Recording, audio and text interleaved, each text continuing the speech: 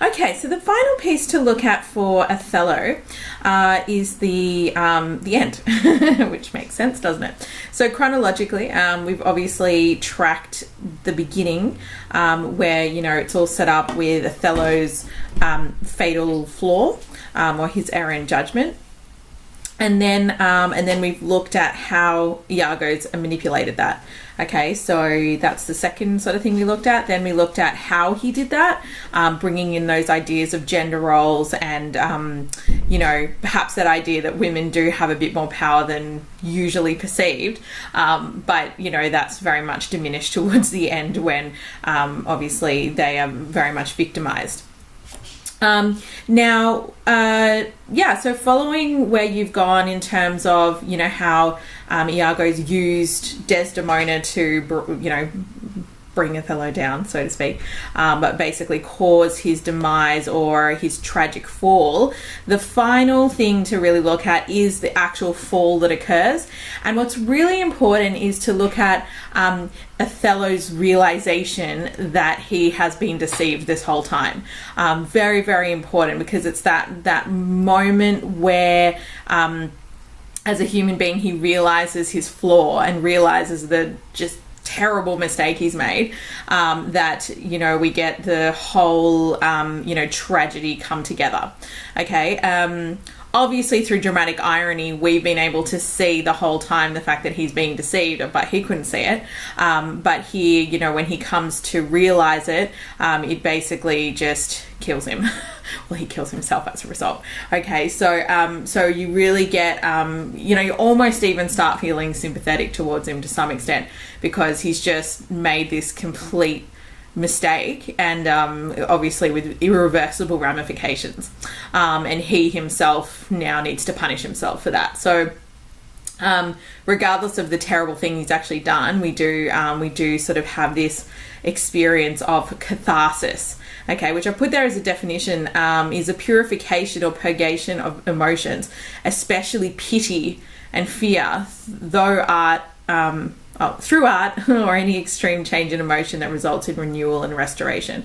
So yeah, the thing to really focus on there is pity for him, and I'd say fear in the fact that as human beings we don't have that ability to see things clearly necessarily. If they appear a certain way, we believe it. Okay, so there's that, coming back to the idea of being unable to distinguish illusion from reality. Okay, so a couple of quotes I've actually just jotted down there. So to start with, we get these examples that describes Desdemona as the one that's been the deceiver, so to speak. Okay, so once Othello is now convinced that she's guilty and that she's been unfaithful, he says things like, "Oh, thou weed, who art so lovely, fair, and smellest so sweet." Okay, so you've got that kind of, she is so lovely and fair and she smells really sweet, but he's saying that metaphorically she's a weed. Okay, so you've got metaphors in there, you've got paradox, which basically illustrates the fact that Othello's view that Desdemona cannot be trusted. So it's quite funny because they're the kind of paradoxes that we used or have been used throughout with Iago. I am not what I am and things like that. But now Othello thinks that's Desdemona looking like she appears so innocent and sweet, but actually is really a weed that kills people off, metaphorically speaking.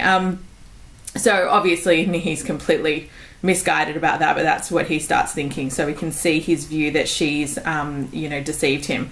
So that one there is in Act 1, Scene 4, line 65, if you wanted to find the reference for that. Then we can kind of see also, the fact that Iago's gained from this. There are some theories about why Iago actually deceives, and one of them is very much could be the pursuit of power. So he does initially say in the opening scenes that he's been passed up for lieutenant, and he's like, well, I'm not any worse than Cassio, so why is he being made lieutenant? Okay, so there's definitely some jealousy there in relation to Iago's position, and just so you know, that's in Act 1, Scene 2. Oh wait, hold on, let me just see. No, I think it's where he starts out actually. Yeah, here we go. Right at the very beginning, Act 1, Scene 1. He says, "Despite me if I do not, 3 great ones of the city in personal suit to make me his lieutenant, off cap to him. And by the faith of man, I know my price. I am worth no worse a place." Right? So you get this idea that Iago is actually jealous of Cassio. So he basically has Cassio be killed, and then he punishes... then he steps in as lieutenant, and then, you know, obviously punishes Othello in the meantime, and Desdemona is a victim of all of this too, right? So he does actually say, and Othello actually says, "Now thou art my lieutenant, Iago." And then Iago says, "I am your own forever." So obviously still keeping up this whole, like, false representation of loyalty towards Othello, okay? But we can obviously see Iago's gain as a result of the deceit that he has, practiced. Just a quote about jealousy you might be able to throw in there. So Emilia refers to it as a monster begot upon itself. So, obviously we want to kind of be bringing themes in as we go, and we can really see the devastating impacts of something like jealousy, in that she compares it to a monster.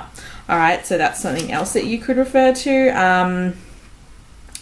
139. So that one, the reference is, I've just put my page numbers, but in terms of the actual reference, that is Act 3, Scene 4, line 155.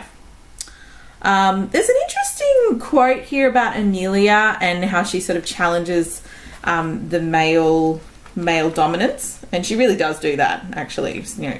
Kills her, but she does it.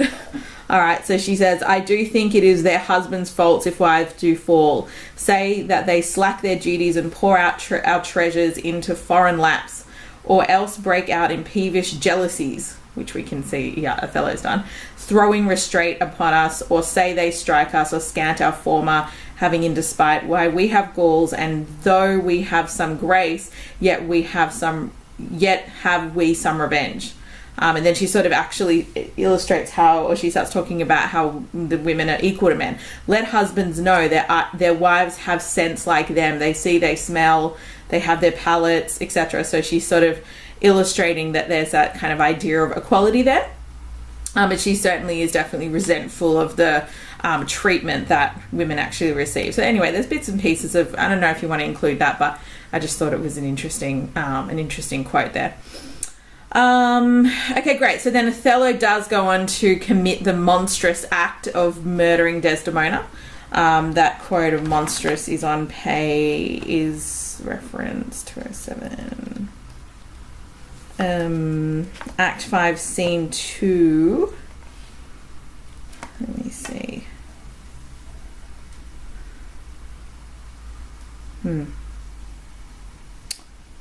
Can't find exactly where that is, but it's a pretty easy quote you can just throw in there. Oh, here we go. "Oh, monstrous act." Act 5, Scene 2, line 188. Okay, cool. All right, then. So in carrying out that murder, Othello becomes a murderous coxcomb, a fool. Okay, so when he was a fool before, I guess, but now he knows it too. Okay, so that one is said by Emilia. That's Act 5, Scene 2, line 231. A coxcomb is a fool. There we go. Says it twice. Okay, so again, linking back to that whole idea that he had a fatal flaw, an error in judgment. So someone that can't see clearly or is easily deceived is a fool or a coxcomb in this particular case. Emilia. Okay.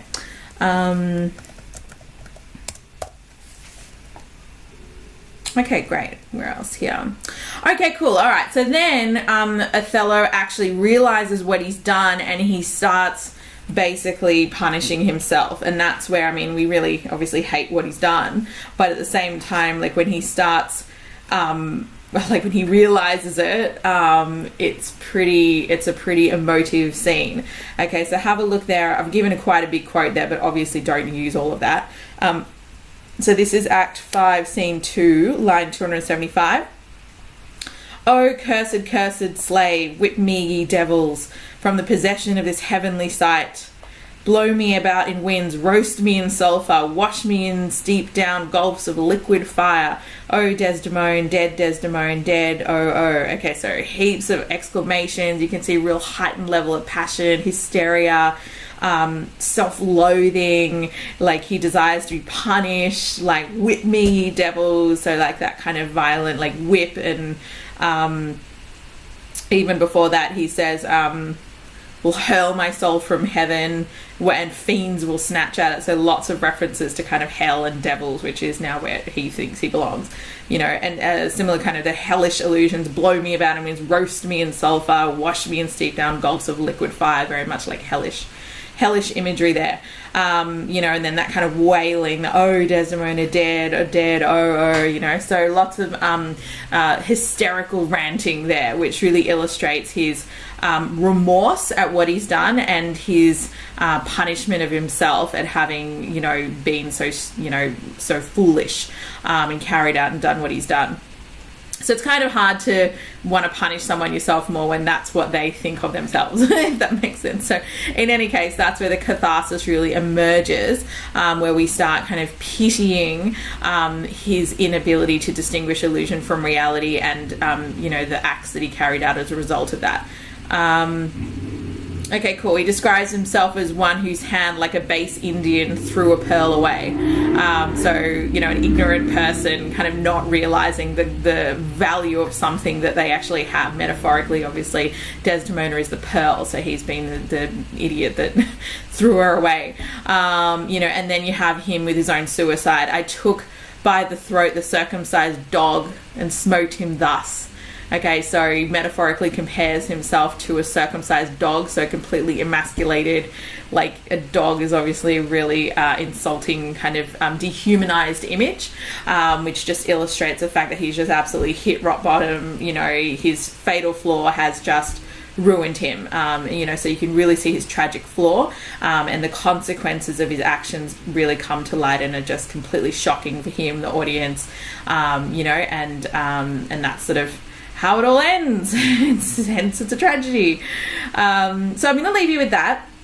And as you can see, like what we really want is that how that whole thing kind of ties together right from when the initial fatal flaw, the error in judgment happens, along the way to the tragedy that emerges, okay, and how that comes about. And you can see that that really encapsulates everything that goes on in terms of the key like themes, scenes, characters, and then of course you then go into your particular examples. You'll never be able to use all those examples they're obviously given, so pick your favorites and nail them, and I'll leave you to it.